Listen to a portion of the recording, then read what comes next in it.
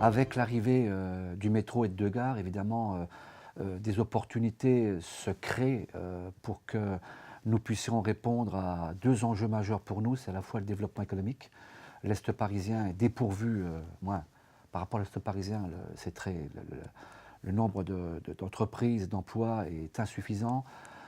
Et puis la réponse aux besoins de logement.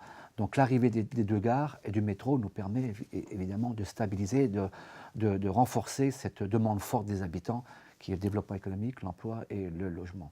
Et donc du même coup, comment faire en sachant qu'aujourd'hui les terrains, il faut les porter foncièrement, ça a un coût.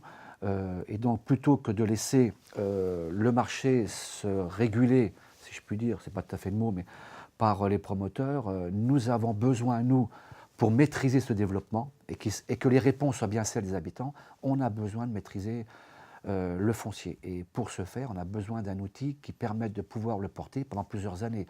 Parce que acheter un bout de parcelle, ça ne permet pas de réaliser un équipement ou un programme de logement ou une zone d'activité économique ou commerciale.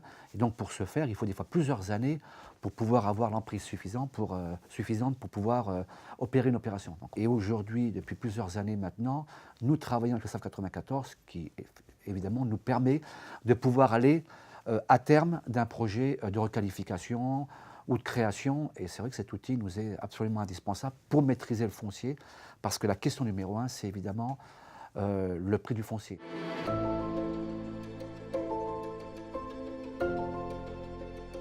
Je pourrais évoquer par exemple le centre-ville. C'est un projet qu'on évoque depuis plusieurs années avec les habitants. Et aujourd'hui, grâce à l'action que nous avons menée avec le SAF 94, qui a porté pendant plusieurs années un certain nombre de fonciers, aujourd'hui on est capable de pouvoir traduire concrètement ce que nous voulons du futur centre-ville. L'objectif étant de le redynamiser, de le densifier aussi, parce que c'est le quartier le moins dense de la ville. On veut y apporter de l'activité commerciale qui manque, des services, reconstruire la bibliothèque, la médiathèque. Et donc, il a fallu pour ce faire plusieurs années de portage foncier. Et aujourd'hui, enfin, on est dans une phase opérationnelle, puisque le permis de construire devrait être déposé dans les semaines et les mois à venir, en tous les cas avant l'été.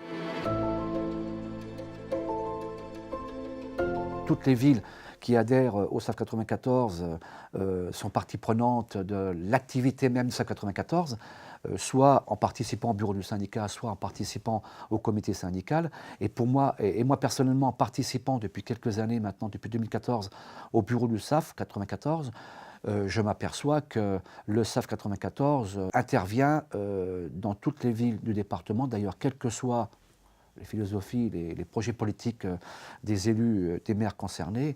Et c'est réellement un outil au service des collectivités qui nous permet de pouvoir maîtriser le foncier et de pouvoir réaliser les projets pour lesquels nous avons été élus par ailleurs dans le cadre d'un programme municipal. Et donc, nous répondons de cette manière aux besoins exprimés par les habitants.